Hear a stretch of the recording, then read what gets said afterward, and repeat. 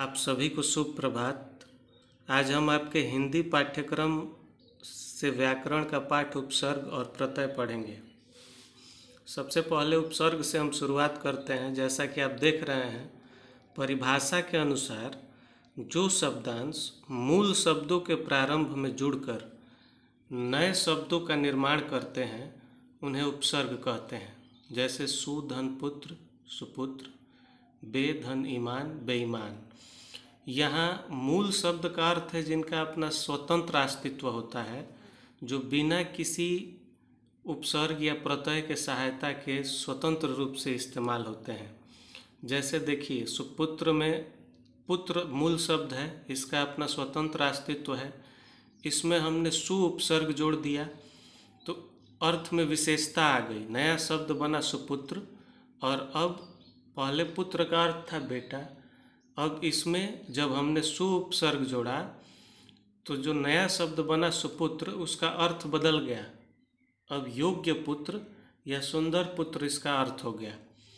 ठीक इसी तरह बे धन ईमान बेईमान। ईमान एक मूल शब्द है जिसमें हमने बे उपसर्ग जोड़ा तो नया शब्द बना बेईमान। तो मूल शब्द का अपना अर्थ होता है, इसका स्वतंत्र प्रयोग होता है। उपसर्ग का स्वतंत्र प्रयोग नहीं होता है। हिंदी में 3 प्रकार के उपसर्ग हैं। पहला संस्कृत के उपसर्ग, जिनसे मैं आपको परिचित करा रहा हूँ। जैसे अधि। अधि उपसर्ग से हम 2 शब्द बनाए हैं। उदाहरण के लिए और भी कई शब्द बन सकते हैं। जैसे अधि से अधिग्रहण, अधिवक्ता। मूल शब्द है इसमें ग्रहण। ग्रहण मूल शब्द है जिसमें कि हमने अधि उपसर्ग जोड़कर एक नया शब्द बना दिया, अधिग्रहण।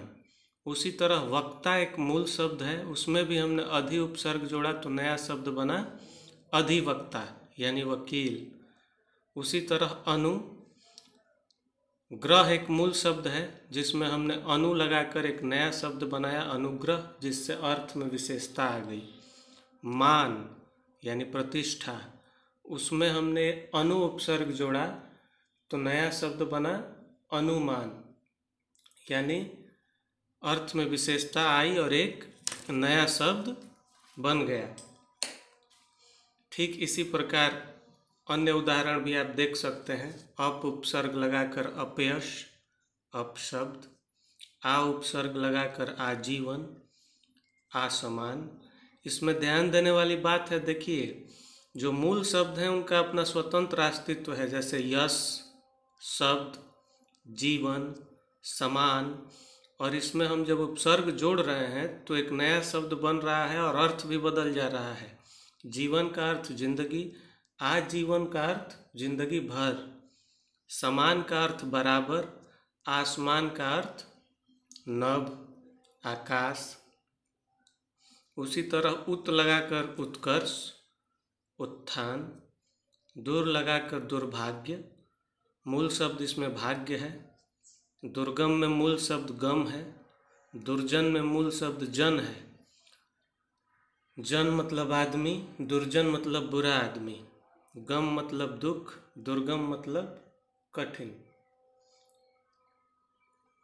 उसी तरह दुष् से हमने शब्द बनाया दुस्साहस, दुस्साध्य। निर से निर्गुण, निर्दोष। निस से निसंदेह, निस्तेज।